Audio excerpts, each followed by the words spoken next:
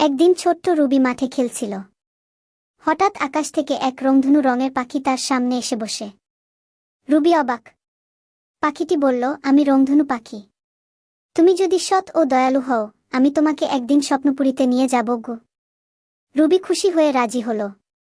এরপর থেকে সে নিয়মিত পড়াশোনা করত, মাকে সাহায্য করত, আর কারো কষ্ট দেখলে পাশে দাঁড়াত। গ্রামের সবাই রুবিকে ভালোবাসতে লাগল। একদিন সেই রংধনু পাখি আবার এলো। বলল, তুমি প্রতিশ্রুতি রেখেছ, চলো স্বপ্নপুরী ঘুরে আসি। রুবি পাখির পিঠে চড়ে রঙিন আকাশ পেরিয়ে গেল। সেখানে ফুলেরা কথা বলে, বইয়ের পাতায় গান বাজে, আর খেলনা নদী দিয়ে ভেসে আসে মজার গল্প।